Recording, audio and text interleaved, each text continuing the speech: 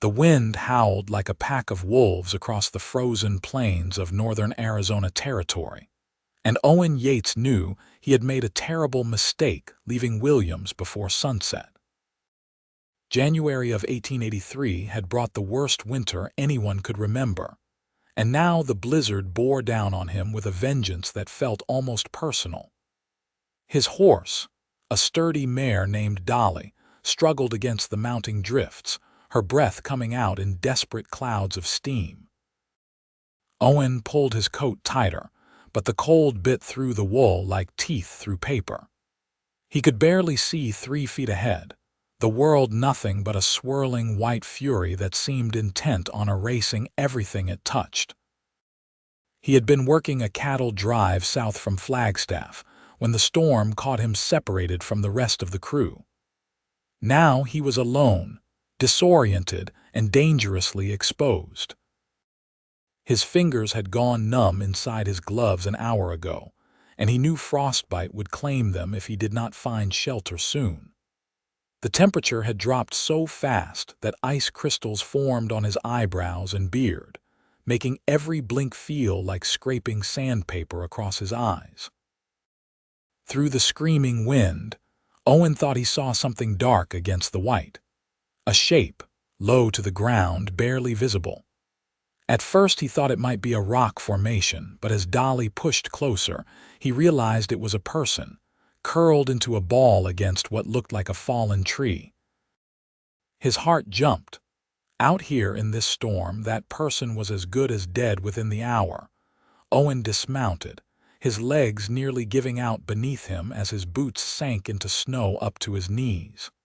He stumbled forward, falling twice before reaching the huddled figure.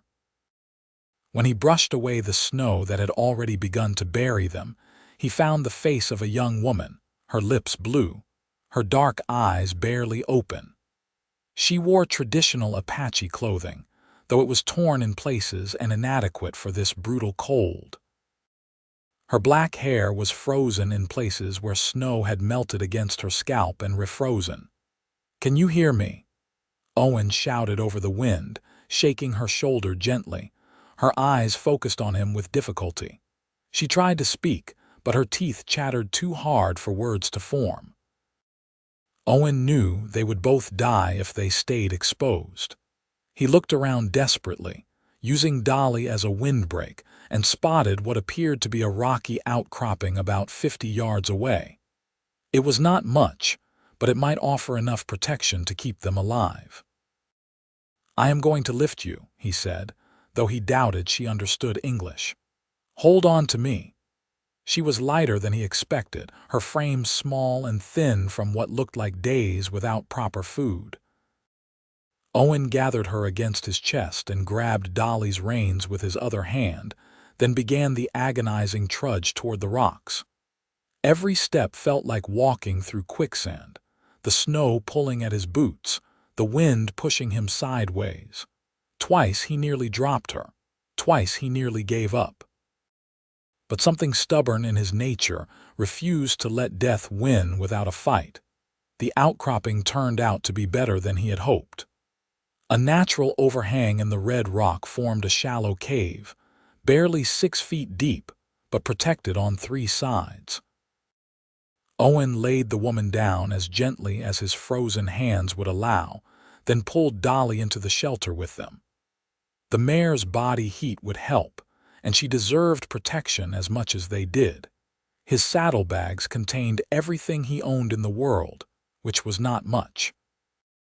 A bedroll, some dried beef, a tin of coffee, matches wrapped in oilcloth, and a small hatchet. Owen forced his numb fingers to work, gathering what little dry wood he could find beneath the overhang where the snow had not reached. His hands shook so badly it took 6 tries to strike a match, but finally a small flame caught. He nursed it carefully, adding twigs and then larger pieces until a proper fire crackled between them and the cave entrance. The woman had not moved. Her breathing was shallow, her skin pale beneath the copper tone. Owen knew hypothermia when he saw it. He had lost a friend to it 3 winters back in Wyoming. You had to warm them slowly, get them dry, keep them conscious if possible. "Hey," he said, moving to her side and rubbing her hands between his own. "Stay with me. You need to stay awake." Her eyes opened slightly, unfocused. He continued rubbing her hands, then her arms, trying to restore circulation. She wore a buckskin dress that was soaked through in places, and he knew it needed to come off or she would never warm up. Owen hesitated, not wanting to violate her dignity, but survival mattered more than modesty. "I need to get these wet clothes off you," he said, speaking slowly and clearly. "You will freeze if I do not. I'm going to wrap you in my blanket."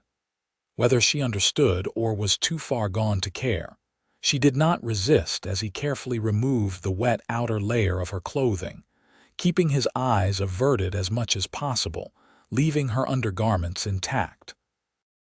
He wrapped her in his wool blanket, then added his own coat over that. She was still shivering violently, which he knew was actually a good sign. It meant her body was still fighting. Owen built up the fire more, then positioned himself between it and her, trying to use his body to reflect more heat her way. Dolly stood at the back of the cave, occasionally nickering softly. The wind continued to rage outside, but here in their small shelter, the temperature slowly began to climb above freezing. "What is your name?" Owen asked after perhaps an hour had passed. The woman's eyes were more alert now, tracking his movements. "Ayita," she said softly, her voice hoarse. "Ayita Kino." "I am Owen Yates," he replied. "Are you hurt anywhere, besides the cold, I mean?" She considered this, moving her limbs experimentally beneath the blankets. "My ankle. I twisted it running." "Running from what?" Ayita's expression darkened. "Soldiers. They came to our camp 3 days ago. Said we had to move to the reservation immediately." My father argued. He said the treaties gave us until spring. They shot him. They shot several people. I ran. Owen felt anger flare in his chest. He had seen the way the army treated the Apache, the broken promises, the casual cruelty. It made him sick. "I am sorry. That should not have happened. Many things that should not happen do happen," Ayita said quietly. She looked at him with dark, measuring eyes. "Why did you help me?" "Most white men would have left me to die." Owen fed another piece of wood to the fire. "I am not most men, and leaving someone to freeze in a blizzard is murder, plain and simple. I could not live with that." They sat in silence for a while, listening to the storm. Owen shared his dried beef with her, and she ate slowly, as if her stomach had forgotten what food felt like. He melted snow in his tin cup over the fire so they could drink.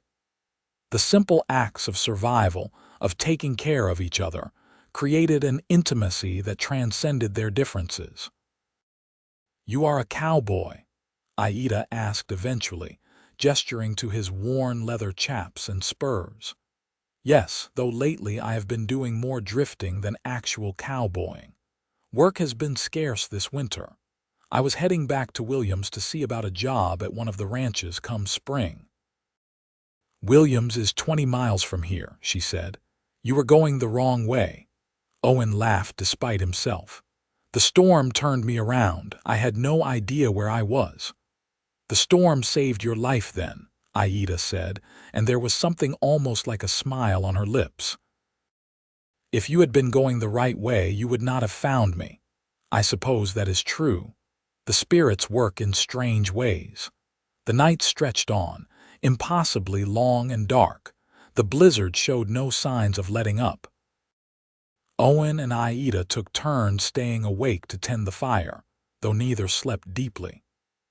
During his watch, Owen found himself studying her face in the firelight.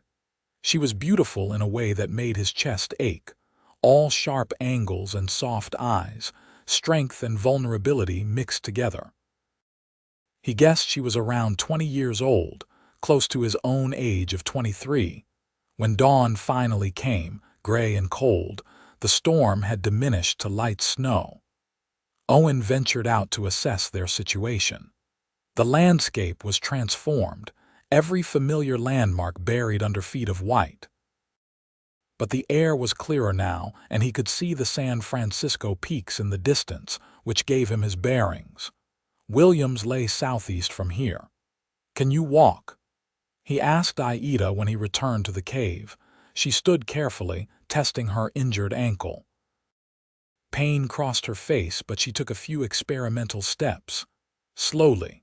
"Not far. You can ride, Dolly. I will walk alongside." "Where will we go?" It was a good question. Owen knew taking an Apache woman into Williams would raise eyebrows and possibly worse. The tension between settlers and the Apache had been running high for years, and recent conflicts had made it worse. But she could not stay out here. "There is a ranch about 10 miles from here," Owen said. "The owner, Samuel Masters, is a decent man. He has hired Apache workers before. We can go there, get you proper food and rest, figure out what to do next." Ayita looked at him for a long moment. "You do not have to help me further. You saved my life already. I can make my own way." "To where?" "Your camp is gone. The soldiers will be looking for anyone who escaped. And that ankle needs time to heal." Owen met her eyes steadily. "Let me help, please." Something in his tone must have convinced her. She nodded slowly. "All right, but I will repay you someday. I do not like owing debts." "No debt," Owen said firmly. "Just one person helping another." They prepared to leave, Owen kicking snow over the fire remains and checking Dolly's tack. He helped Ayita mount, her movements stiff and painful. Then they set out across the frozen landscape, Owen leading the mare carefully through the deep snow. The journey to the master's ranch took most of the day. The going was slow, and they had to stop frequently to rest. Owen's feet felt like blocks of ice in his boots, and his face burned from wind exposure. But gradually, the sun broke through the clouds, and the temperature rose enough that the top layer of snow began to crust over, making walking slightly easier. They talked as they traveled, sharing stories to pass the time and keep their spirits up. Ayita told him about growing up in the mountains, learning to track and hunt from her father, the old stories her grandmother had shared about the days before the white men came. Owen told her about his own childhood on a small farm in Missouri, how both his parents had died of fever when he was 16, how he had drifted west looking for a fresh start and found work as a cowhand. "You like it?" Ayita asked. "The cowboy life," Owen shrugged. "It is honest work.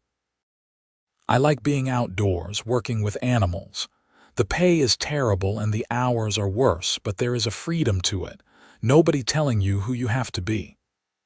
"That is what my people value most," Ayita said. "Freedom. The ability to live as we choose, to follow the seasons, to be part of the land rather than trying to own it." Her voice grew bitter. "But freedom is not something the government wants for us. I know it does not help much, but not all of us agree with how things are being done," Owen said. "There are plenty of folks who think the way the Apache are being treated is wrong, but they do nothing to stop it." "No," Owen admitted. "You are right about that." When they finally reached the master's ranch, the sun was setting again, painting the snow-covered fields in shades of pink and gold. The ranch house was a solid adobe structure with a wooden barn and several outbuildings. Smoke rose from the chimney, promising warmth and food. Samuel Masters himself came out when he heard Dolly's hooves in the yard. He was a burly man in his 50s with a gray beard and shrewd eyes that took in the situation immediately. "Owen Yates," he said. "Heard you were working the Flagstaff Drive. That storm catch you out?" "Yes, sir. And I found her along the way." Owen helped Ayita down from the horse. "Her name is Ayita Kino. She needs food, shelter, and medical attention. I can work to pay for it if needed." Masters looked at Ayita, his expression unreadable. Then he nodded. "Get her inside. Maria will see to her. You too, you look half frozen. We can talk about work later." Relief flooded through Owen. He helped Ayita into the house, where Master's wife Maria, a plump Mexican woman with kind eyes, immediately took charge. She clucked over Ayita's condition and led her away to a back room. Masters poured Owen a cup of coffee and gestured for him to sit by the fire. "You know there will be talk," Masters said without preamble. "Apache girl, young white cowboy, people will make assumptions." "Let them talk," Owen said. "I was not going to leave her to die. I believe you. And I respect what you did. But you need to be careful, son. Feelings are running high right now.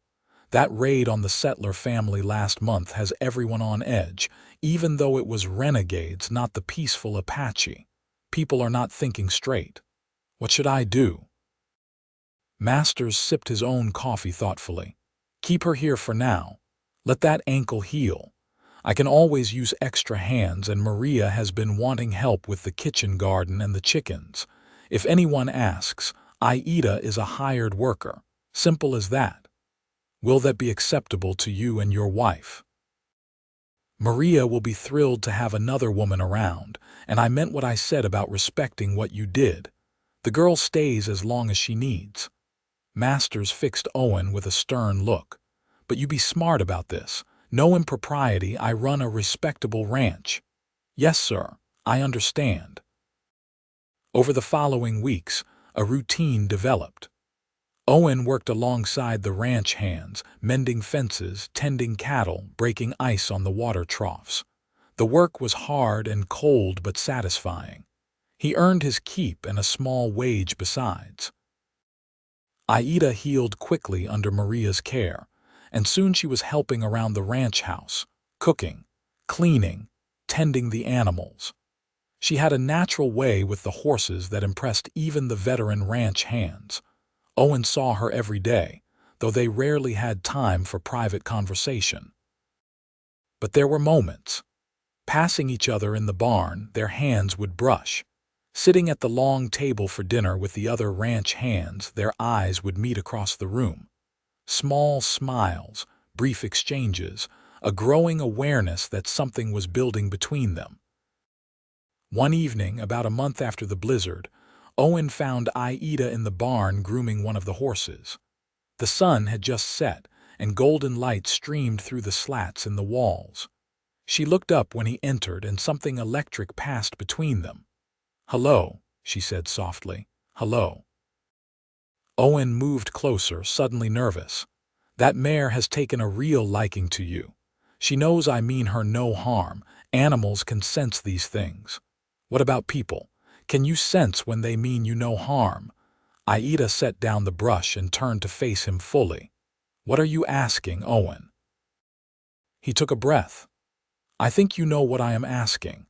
I have not been able to stop thinking about you since that night in the storm, and I think maybe you feel the same way." "It would be complicated," Ayita said, but she did not deny it. "Everything in life is complicated. My people and your people are at war. The government wants us gone, moved away, forgotten. They want to erase who we are, and you are white, part of the world that is destroying mine." "I am not the government," Owen said firmly. "I am just a man who cares about you. A man who wants to know you better if you will let me." Ayita looked at him for a long time, her dark eyes searching his face. "Why? Why would you want that? I have nothing to offer you but trouble. You have yourself to offer, your strength, your intelligence, your spirit. That is more than enough." She moved closer to him, close enough that he could smell the soap Maria had given her, see the flecks of gold in her brown eyes. "If we do this, there is no going back. People will judge us, they will make our lives difficult. I know. You could have an easier life with a white woman, a normal life. I do not want easy, I want real." Ayita reached up and touched his face, her fingers gentle against his bearded jaw. "You are strange, Owen Yates, strange and stubborn and far too good for your own benefit. Is that a yes?" She smiled then, a real smile that transformed her entire face. "It is not a no." Owen felt his heart leap. He covered her hand with his own, pressing it against his cheek. "I will take that." They stood there in the barn, the world outside growing dark, and something fundamental shifted between them. It was not yet love, but it was the ground from which love could grow. In the weeks that followed, they found ways to spend time together. Owen would finish his work early and come to the garden where Ayita was preparing the soil for spring planting. They would talk about everything and nothing, sharing their thoughts, their dreams, their fears. Ayita taught him words in her language, and he practiced until he could greet her properly. She told him stories from her childhood, and he listened with rapt attention, wanting to understand where she came from, what shaped her. One afternoon in late February, they took a walk along the creek that ran through the ranch property. The ice was beginning to melt, and the sound of running water was like music after the long, silent winter. They stopped to rest on a fallen log, and Ayita leaned her head against Owen's shoulder. "Tell me something true," she said. "Something you have never told anyone else." Owen thought for a moment. "Sometimes I feel like I am just wandering through life without a purpose, like I am waiting for something to give me a reason to put down roots, to build something permanent. Does that make sense?" "Yes, I feel the same way now. My old life is gone. My people are scattered. I do not know where I belong anymore." "Maybe we belong with each other," Owen said quietly. Ayita lifted her head to look at him. "Maybe we do." He kissed her then, gentle and careful, giving her every opportunity to pull away, but she did not pull away. She leaned into him, her hand coming up to tangle in his hair, and kissed him back with a fierceness that took his breath away. When they finally broke apart, both breathing hard, Owen rested his forehead against hers. "I am falling in love with you," he said. "I need you to know that." "I know," Ayita whispered. "I am falling too." But their happiness was fragile, and trouble came sooner than either expected. In early March, a group of soldiers rode through Williams asking questions about Apache escapees from the January incident.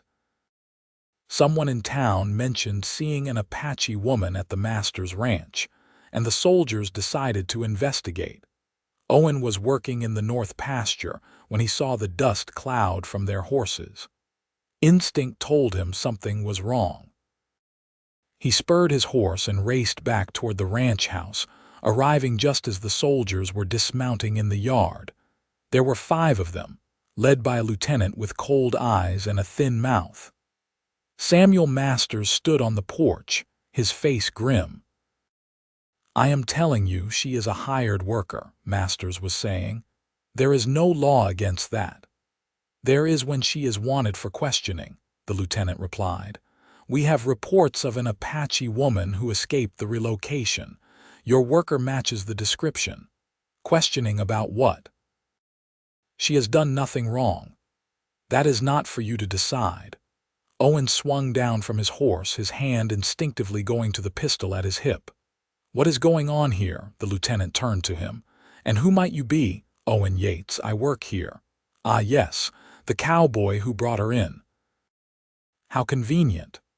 The lieutenant smiled without warmth. "We will be taking the Apache woman into custody. Where is she?" "No," Owen said flatly. The soldiers' hands moved to their weapons. The lieutenant's smile faded. "Son, you do not want to obstruct military business." "What I do not want is to see an innocent woman hauled off for no reason. She has broken no laws. She is working here legally. You have no cause to take her." "I have all the cause I need. There were casualties in that camp incident. We need to establish what happened." "She already told you what happened. You want to hear it again. Your soldiers came in shooting, killed her father and several others. She ran for her life. That is what happened." The lieutenant's face hardened. "Those are serious accusations. They are the truth." "We have a very different account." "I am sure you do." The standoff might have turned violent if Maria had not appeared on the porch, Ayita beside her. Ayita's face was pale but composed. She put a hand on Maria's arm, said something soft in Spanish, then walked down the steps toward the soldiers. "I will go with you," she said clearly. "I do not want anyone else to get hurt because of me." "No," Owen said, stepping forward. "You do not have to do this." "Yes, I do. They will not stop until they get what they want." Ayita looked at him, and her eyes were full of a complicated mixture of emotions. "It will be all right." "It will not be all right. You know what happens to Apache prisoners, Owen." She moved close, ignoring the soldiers, and put her hand over his heart. "I will find my way back to you, I promise. But right now, this is the only way." The lieutenant gestured impatiently. "Enough. Let us go." They put her on a horse, her hands tied in front of her like a criminal. Owen watched helplessly, rage and fear churning in his gut. As they rode away, Ayita looked back once, her eyes meeting his across the distance. "Damn it," Owen swore, turning to Masters. "We have to do something." "What would you suggest? Fighting the army? That is a quick way to get killed." "So we just let them take her," Masters sighed heavily. "No, but we have to be smart. There are lawyers in Prescott who handle territorial disputes. We can wire them, make a case. If we can prove she is being held without cause, we might be able to get her released. That could take weeks." "You have a better idea." Owen did not. And so began the most agonizing period of his life. Days passed with no word. Masters helped him send telegrams to lawyers, to the territorial governor's office, to anyone who might have influence. Owen rode into Williams and tried to find out where Ayita had been taken, but no one knew, or they were not saying. He barely slept, barely ate. The other ranch hands gave him sympathetic looks but kept their distance. Only Maria seemed to understand the depth of his anguish. She would bring him coffee in the mornings and sit with him on the porch, not saying much, just being present. "You really love her," Maria said one morning. It was not a question. "Yes. Love is a powerful thing. It can move mountains, but sometimes it has to be patient." "I am not good at patience." "Then you will learn. For her sake." 2 weeks after Ayita was taken, a letter arrived at the ranch addressed to Owen. It had been smuggled out by a sympathetic guard at the fort where she was being held. Owen's hands shook as he opened it. The letter was short, written in careful English with a few Apache words mixed in. She said she was being treated adequately, though she was confined to a small room and questioned daily about the incident at the camp. She said she missed him. She said she was strong and would survive this. And at the end, she wrote 3 words that made his heart stop. "I love you." Owen read the letter a dozen times, memorizing every word. Then he sat down and wrote his own letter, pouring out everything he felt, every fear and hope and dream. He rode to the fort personally, though they would not let him see her, and bribed the same guard to deliver his message. The waiting continued. March gave way to April. The snow melted completely, and wildflowers began to bloom across the desert. The ranch hands started preparing for spring roundup. Life went on around Owen, but he felt suspended, caught in a nightmare from which he could not wake. Then, 3 weeks after she was taken, Ayita was released. Owen was in the barn when Maria came running, shouting his name. He dropped the feed bucket he was holding and ran outside. A wagon was coming up the road, driven by a man in a suit, and sitting beside him, thin and tired but alive, was Ayita. Owen did not remember moving. One moment he was standing by the barn, the next he was pulling her from the wagon, crushing her against his chest, burying his face in her hair. She held him just as tightly, her body shaking with either laughter or tears or both. "You came back," he said over and over. "You came back. I told you I would." Her voice was muffled against his shoulder. The man in the suit cleared his throat. "Mr. Yates, I am James Brennan, attorney. The charges against Miss Keno have been dismissed. The territorial judge agreed there was no evidence of wrongdoing, She is free to go." Owen looked up, still holding Ayita. Thank you so much." "Thank Mr. Masters. He was quite persistent in pursuing this case." "And the letters you both wrote to the governor's office helped." Brennan tipped his hat. "Good day to you both." As the wagon pulled away, Samuel and Maria came out of the house. Maria was crying happy tears. Masters had a satisfied look on his face. "Thank you," Owen said to them. "I cannot begin to repay you." "No repayment needed," Masters said. "But you two need to figure out what you are going to do now. She cannot stay here indefinitely. People will talk and eventually someone will make trouble." He was right, and they all knew it. That night, after Ayita had eaten a proper meal and rested, Owen asked her to take a walk with him. They went to their spot by the creek, now swollen with snowmelt and bursting with new life. "What do you want to do?" Owen asked. "I will support whatever choice you make." Ayita was quiet for a long time, watching the water flow past. "My people are on the reservation now, what is left of them. I could go there, try to find whoever survived from my band. But the thought of living on that land, confined, controlled, dependent on government handouts." She shook her head. "It would kill my spirit. You could stay here, keep working for Masters. For how long? You heard what he said.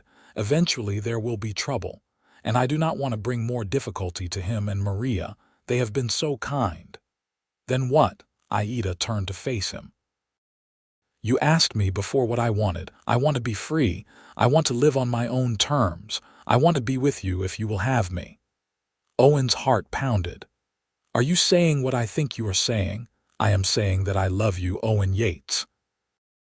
I love you for your kindness, your stubbornness, your fierce protective heart. I love you for seeing me as a person, not just an Apache or a problem. I loved you from that first night in the storm, though I did not want to admit it. And if you will have me, I want to build a life with you." Owen pulled her close, his eyes stinging with tears. "I will love you until the day I die and beyond. Nothing would make me happier than to build a life with you." They kissed under the stars, and it felt like a promise, like a vow more binding than any ceremony. The next morning they went to Masters with a plan. Owen had saved nearly all his wages from the past months. It was not much, but it might be enough to stake a claim on some land, start a small ranch of their own. There was open territory to the south, near the Verde Valley, where a man and woman could make a fresh start if they were willing to work hard. "You will need more than what you have saved," Masters said. "Cattle, horses, supplies. That all costs money." "I know. I will work it off. However long it takes." Masters exchanged a look with Maria, then he smiled. "I have a better idea. Maria and I have been talking about this. We want to give you a wedding present." "A wedding present? You are getting married, are you not?" "Seems like the proper thing to do if you are going to start a ranch together." Masters leaned back in his chair. "I will stake you. 10 head of cattle, 2 good horses besides Dolly, and enough supplies to get through your first season. You can pay me back when you can, no interest. Consider it an investment in your future." Owen was stunned. "Sir, that is too generous." "Nonsense. You are a good worker and a decent man, and Ayita has become like a daughter to Maria. We want to help. Let us help." And so, in late April of 1883, Owen Yates and Ayita Kino were married in the parlor of the Masters Ranch. There was no priest or judge, just Samuel Masters reading from his Bible and Maria crying happily. The ranch hands stood as witnesses, and if any of them thought it strange or inappropriate, they kept it to themselves.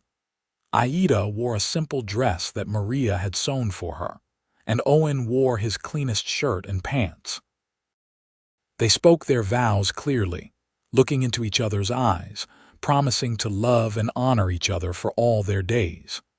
When Masters said Owen could kiss his bride, Owen did so tenderly, aware of how precious and fragile this moment was.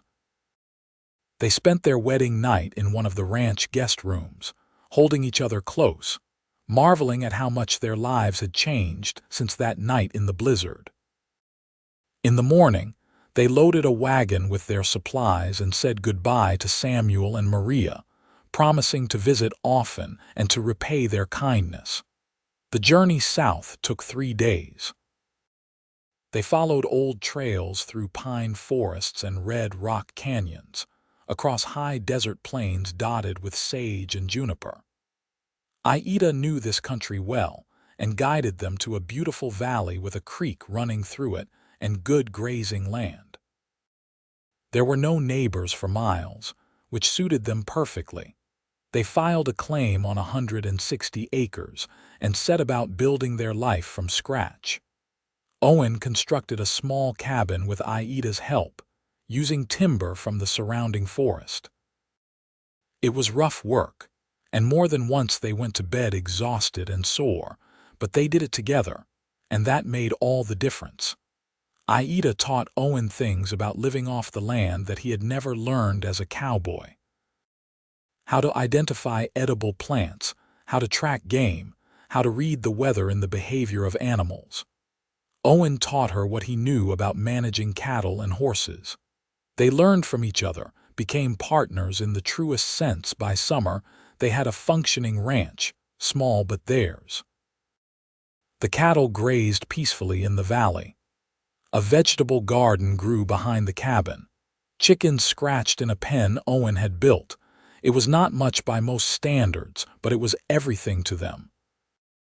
One evening in July, as they sat on the porch watching the sunset paint the sky in brilliant colors, Ayita took Owen's hand and placed it on her belly. "I think there is going to be 3 of us soon," she said softly. Owen stared at her, his mind struggling to understand. Then comprehension dawned and joy flooded through him. "You are going to have a baby. We are going to have a baby," Ayita corrected, smiling. "In the winter, I think. Maybe January." Owen pulled her into his arms, overwhelmed with emotion. A baby, a child of their own. It seemed almost too much happiness to contain. "Are you happy about this?" he asked, suddenly worried. "I know it was not planned." "I am very happy," Ayita said, "scared but happy."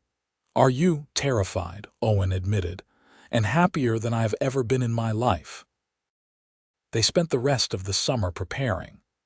Owen added a room onto the cabin for the baby. Ayita sewed blankets and tiny clothes.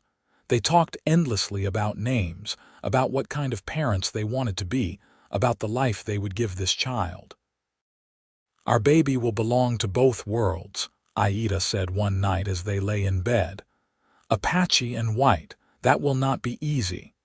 "We will teach them to be proud of both heritages," Owen said, "to take the best of each and make their own way. You make it sound simple. It will not be simple. But we will face it together. That is all we can do." In September, they had their first visitors since settling the land. A group of Apache appeared one morning, drawn by rumors of one of their own living in the valley. Ayita spoke with them for a long time while Owen kept a respectful distance. When they left, she was crying. "What did they say?" Owen asked, holding her. "They told me about my people, who survived, who did not. They are on the reservation now, struggling. Many are sick. The government rations are not enough." She wiped her eyes. "They also said some view me as a traitor for marrying a white man, but others understand. They said to be happy to live well, because that is the best revenge against those who try to destroy us. You want to go to them, to the reservation. I will go with you if you want." Ayita shook her head. "No, my place is here with you, but I want to help them if we can, send supplies when we have extra, stay connected. Then we will do that." True to her word, whenever they had surplus, they sent it to the reservation. Blankets, food, whatever they could spare. It was not much, but it was something. And it eased Ayita's conscience to know she had not completely turned her back on her people. Autumn brought cooler weather and the first real test of their ranch. One of the cows broke its leg in a gopher hole and had to be put down. A fox got into the chicken coop and killed half their hens. The creek flooded after a heavy rain and nearly washed away their garden, but they weathered each crisis, learning and adapting. Winter came early that year, and with it, fear and anticipation. Ayita's belly had grown round and full. She moved more slowly now, and Owen watched her constantly, worried. They were too far from town for a doctor, and while Ayita knew traditional Apache birthing practices, this would be her first child. On a cold night in January, exactly 1 year after Owen had found her in the blizzard, Ayita went into labor. Owen had attended enough cattle births to have some idea what to expect, but this was different, more frightening. Ayita was strong and brave, but he could see the pain in her eyes and it tore at him. "Get the water boiling," she instructed between contractions. "And the clean cloths. You remember where they are." "I remember." Owen did as she asked, forcing himself to stay calm and useful even though his heart was racing. The labor lasted through the night and into the next day. Owen stayed by Ayita's side the entire time, holding her hand, wiping her forehead, speaking words of encouragement. She squeezed his hand so hard during the worst contractions that he thought she might break his fingers, but he did not complain. Finally, as the sun was setting on the second day, their baby entered the world with a lusty cry. Owen cut the cord with shaking hands while Ayita gathered the infant to her chest, tears streaming down her face. "A boy," she said wonderingly. "We have a son." Owen looked down at the tiny, squirming creature in his wife's arms, and something fundamental shifted in his soul. This was his son. His and Ayita's. A perfect blend of both of them, with a shock of dark hair and amber skin and eyes that would probably be brown like his mother's. "He is beautiful," Owen whispered. "You are both so beautiful." They named him Oliver, after Owen's father, with the middle name Nache, after a great Apache chief. Oliver Nache Yates, a name that honored both sides of his heritage. The first months of parenthood were exhausting and wonderful in equal measure. Oliver was a healthy baby with good lungs, which he demonstrated frequently at night. Owen and Ayita took turns walking him, singing to him, comforting him. They learned his cries, his moods, his needs, and slowly they settled into a rhythm. As Oliver grew from an infant to a chubby, curious baby, the ranch continued to prosper. They added to their cattle herd, trading with neighboring ranches. Owen proved to have a good eye for horses and began breeding them as a side business. Ayita's garden produced bountifully, and she started selling vegetables and preserves in Williams. Their trips to town were always somewhat tense. There were people who disapproved of their marriage, who muttered under their breath or refused to do business with them. But there were others who were kind, who treated them fairly, who admired what they had built. Samuel and Maria Masters remained steadfast friends, visiting often and doting on little Oliver. When Oliver was 2 years old, Ayita became pregnant again. This time the pregnancy was easier, and she delivered a healthy baby girl in early autumn. They named her Anna Rose Yates, and she was the image of her mother, with delicate features and knowing eyes. "Now we have one of each," Owen said, holding Anna while Oliver toddled around the cabin, getting into everything. "Our family is complete." "Complete?" Ayita raised an eyebrow. "Who says it is complete?" Owen laughed. "Are you saying you want more children? Maybe. Or maybe I am just saying we should let life surprise us." And life did surprise them, in countless small and large ways. Oliver grew into a bright, energetic boy who loved horses and followed his father everywhere. Anna was quieter but fierce when necessary, with a connection to the natural world that reminded Owen of Ayita. The ranch continued to grow slowly but steadily, and with it, their reputation as honest, hard-working people. In the spring of 1890, when Oliver was 7 and Anna 5, the territorial government officially granted them full title to their land. It was a moment of tremendous pride and relief. The ranch was truly theirs now, secure and legal. They celebrated with a party, inviting the Masters and the few other friends they had made over the years. "You have done well," Samuel Masters told Owen as they stood watching the children play. "Better than I expected, to be honest. This is not an easy thing you chose." "No, it has not been easy," Owen agreed, "but it has been worth it every single day. Ayita is good for you. She made you grow up, settle down. You were a drifter when I first met you. I was looking for a reason to stay in one place. She gave me that reason, she and the children." Masters clapped him on the shoulder. "I am proud of you, son. Your parents would be too." That night, after the guests had left and the children were asleep, Owen and Ayita sat on their porch as they had done countless times before. The stars were brilliant overhead and a gentle breeze carried the scent of sage and pine. "You ever regret it?" Owen asked. "Choosing this life, choosing me?" Ayita turned to look at him, her face serious. "How can you ask that after all these years?" "Sometimes I wonder if you would have been happier with your own people, if I took something from you that cannot be replaced." "Owen."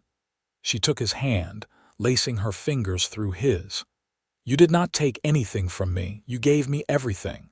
A home, a family, a life lived on my own terms. Yes, there are hard days, yes, I miss what was lost, but I would choose you again 1,000 times over." "I love you," Owen said. "More now than even that first day. I did not think that was possible." "I love you too," Ayita replied. "I told you that in the blizzard, remember? When you saved my life. I said I would love you and I meant it. I will always mean it." They sat in comfortable silence, hands clasped, watching the stars wheel slowly overhead. Somewhere inside, one of the children stirred in their sleep and settled again. The cattle moved quietly in the far pasture. The creek sang its endless song. Everything was as it should be. Years continued to pass, each one bringing new challenges and new joys. Oliver grew tall and strong, becoming a skilled rancher who worked beside his father with pride. Anna developed a talent for healing, learning both the Apache remedies her mother taught her and the modern medicine from books Owen ordered from back east. She became known throughout the region as someone who could help when people were sick or injured. In 1895, Ayita did indeed surprise Owen with another pregnancy, delivering twin boys they named Oscar and Arthur. The cabin had to be expanded yet again, and the chaos of 4 children kept both parents constantly busy. But the ranch was prosperous enough now to hire occasional help, and the family weathered the adventure of twins with humor and grace. As the old century drew to a close and a new one dawned, the Yates Ranch became something of a landmark in the Verde Valley. People pointed to it as proof that different cultures could come together, that love and hard work could overcome prejudice. Not everyone approved, but fewer people openly criticized. The world was changing, slowly but surely. Samuel Masters passed away in 1902, leaving the ranch to his wife Maria. She lived there for 2 more years before deciding to move to Prescott to be near her sister. Before she left, she came to visit Owen and Ayita one last time. "You two gave Samuel and me such joy," Maria said, tears in her eyes. "We never had children of our own, but you became like our son and daughter. Seeing you succeed, seeing your beautiful family, that was everything to us." "You saved us," Ayita said, embracing the older woman. "Without your kindness and Samuel's help, we would never have made it." "We will never forget that." "Just promise me you will keep being happy," Maria said. "That is all I ask." "We promise," Owen said, and they kept that promise. Through good years and bad, through droughts and floods, through sickness and health, they remained devoted to each other and to the life they had built. Oliver married a schoolteacher from Williams and brought her to live on the ranch, building his own house nearby. Anna fell in love with the son of a rancher to the north, a young man of mixed Mexican and Apache heritage who understood the challenges she had faced growing up between worlds. The twins grew into fine young men, different as night and day but equally beloved. Oscar wanted to be a lawman and left for training with the territorial rangers. Arthur had a wandering soul and talked of traveling to see the ocean. Owen and Ayita encouraged all their children to follow their dreams, knowing that the greatest gift they could give was freedom to choose their own paths. On a cold January night in 1908, 25 years after that fateful blizzard, Owen and Ayita sat on their porch wrapped in blankets. They were in their late 40s now, their hair showing gray, their bodies bearing the marks of a life lived working the land, but their eyes still lit up when they looked at each other. "You remember this night?" Ayita asked. "25 years ago, how could I forget?" Owen pulled her closer. "It was the night that changed everything, the night I found you. The night you saved me. We saved each other, I think." Ayita smiled. "Yes, I think you are right about that." Inside the house, they could hear their grandchildren playing, Oliver's 3 children visiting for the week. The sound of childish laughter and running feet filled the air. Outside, the ranch stretched away in all directions, a testament to everything they had built together. "Tell me something," Ayita said. "If you could go back to that night in the blizzard, knowing everything that would come after, would you still stop? Would you still help me?" Owen did not hesitate, without question. "Every moment since then has led to this, to us, to our family, to this life. I would not change a single thing. Not even the hard parts, especially not the hard parts. They made us who we are." Ayita leaned her head against his shoulder and they sat watching the stars, the same stars that had witnessed their first kiss by the creek all those years ago. The wind whispered through the pines, carrying stories of the past and promises of the future. "I love you, Owen Yates," Ayita said softly. "I love you, Ayita Yates," Owen replied. And that simple exchange, repeated countless times over countless years, contained everything that mattered. Two people from different worlds who had found each other in a blizzard, who had chosen love over fear, who had built something lasting and beautiful together. Inside the house, the children called for them. There was dinner to eat, stories to tell, a family to gather close. Owen and Ayita stood, hand in hand, and walked back into the warmth and light. Behind them, the stars continued their ancient dance, watching over the ranch and the people who had made it their home. The years that followed were full and rich. Owen and Ayita watched their children grow and have children of their own.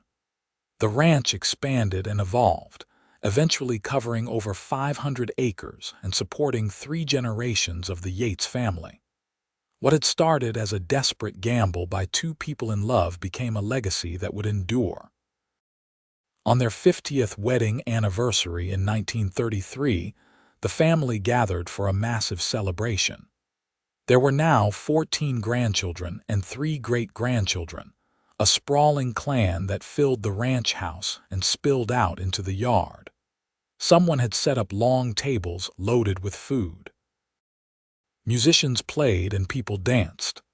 The air rang with laughter and the chaos of a family that was deeply, messily, wonderfully connected. Owen and Ayita, now in their 70s, sat watching it all with satisfaction and wonder. Their bodies were old and tired, but their spirits remained strong. They held hands as they had for 5 decades, their fingers intertwined, their love as solid and enduring as the red rock cliffs that surrounded their valley. "Look what we made," Owen said, gesturing to the gathering. "All of this from that one night. From you refusing to ride past someone who needed help, Ayita corrected. From you having a good heart. From you being brave enough to trust me, to build a life with me even when everyone said it was impossible. Their eldest son Oliver came over with his own grandchildren, 7-year-old twins who immediately climbed onto their great-grandparents' laps. "Grandpa Owen, Grandma Ayita, tell us the story again," one of them demanded. "The blizzard story." Owen and Ayita exchanged glances, smiling. They had told this story hundreds of times, to children and grandchildren, to friends and neighbors, to anyone who asked. But it never got old. It was their story, the foundation of everything. "Well," Owen began, his voice taking on the cadence of a practiced storyteller. "It was January of 1883, and the worst blizzard anyone could remember was sweeping across northern Arizona." As he spoke, with Ayita adding details and corrections, the family gathered around to listen. Even though most of them knew the story by heart, they wanted to hear it again. It was a reminder of where they came from, of the courage and love that had made their family possible. When the story reached its end, with Owen finding Ayita in the snow and sheltering her from the storm, the youngest great-grandchild asked the question that children always asked. "And then what happened?" "Then," Ayita said, her eyes finding Owen's, "I said I would love him. And he said he loved me, and we have been together ever since." "And will you always be together?" the child asked with the innocent certainty that love was eternal. "Always," Owen promised, squeezing Ayita's hand, "in this life and whatever comes after." The party continued into the evening with more food, more music, more stories. As the sun set, painting the sky in the brilliant colors they had watched together for 50 years, Owen and Ayita slipped away from the crowd. They walked slowly to their spot by the creek, the place where they had shared their first kiss, where they had made so many important decisions. The creek was lower now than it had been in their youth, and the trees had grown taller. But the essence of the place remained unchanged, still peaceful, still theirs. "We have had a good life," Ayita said. "Better than I ever imagined possible that night you found me." "We have had the best life," Owen agreed. "And we are not done yet, we still have time. Not as much as we once did. Then we will make the most of what remains." They stood by the water, listening to its endless song, feeling the cool evening breeze on their faces. Somewhere in the distance, they could hear their family laughing and celebrating. This was their legacy, not just the ranch or the land, but this collection of people who carried their blood and their values forward into the future. "Thank you," Owen said suddenly. "For what? For trusting me that night, for choosing to build this life with me, for loving me all these years, for giving me everything I never knew I needed." Ayita turned to him, her aged face still beautiful in his eyes, and smiled.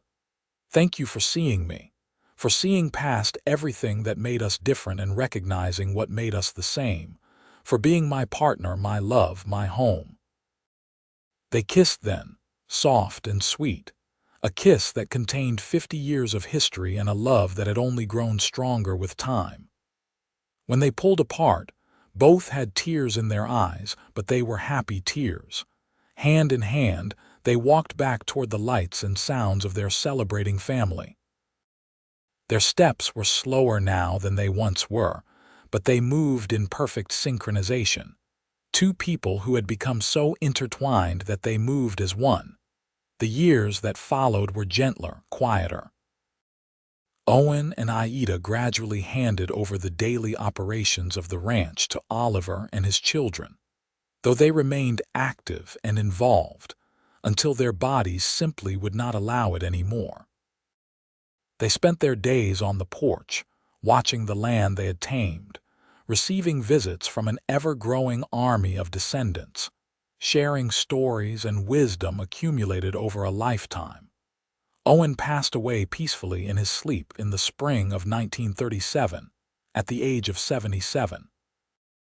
He had spent the evening before on the porch with Ayita, talking about old times and laughing at old jokes. His last words to her were the same words he had spoken countless times. "I love you." Ayita held his hand as he slipped away, her heart breaking but also grateful that he had gone peacefully, surrounded by love, in the home they had built together. The family gathered for the funeral, and they buried him on a hill overlooking the ranch with a simple stone marker that read, "Owen Yates, beloved husband, father, grandfather. He sheltered those who needed help."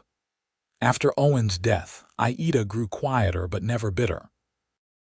She remained on the ranch, cared for by her children and grandchildren, still offering advice and comfort to anyone who needed it. She lived for 3 more years, and in that time she completed a project she had been working on, a written history of the Apache people, drawing on the stories her grandmother had told her, combined with her own experiences. On a cold night in January of 1940, exactly 57 years after the blizzard that had brought her and Owen together, Ayita passed away in her sleep. She was 80 years old, and she died peacefully, a smile on her face, as if she was seeing something beautiful that only she could perceive. The family buried her next to Owen, and on her stone they carved, "Ayita Yates, beloved wife, mother, grandmother. She lived with courage and love." The ranch continued for generations after them, passed down through their children and their children's children. The Yates family became known throughout Arizona, respected and admired. And always at the center of the family story was the tale of Owen and Ayita, the cowboy and the Apache girl, who met in a blizzard and built a love that lasted a lifetime. Their story became legend in the Verde Valley, told and retold with varying degrees of accuracy and embellishment. But the core truth remained unchanged, that love could bridge any divide, that kindness mattered, that 2 people willing to work hard and stand together could overcome anything. On the hill where Owen and Ayita were buried, their great-great-grandchildren would sometimes gather to have picnics and tell stories. They would look out over the ranch that still bore the Yates name and feel proud of where they came from, of the courage it took to create this legacy. And sometimes, on cold January nights when the wind howled and snow fell across northern Arizona, people swore they could see 2 figures walking hand in hand through the storm, forever together, forever in love, their spirits as enduring as the land itself.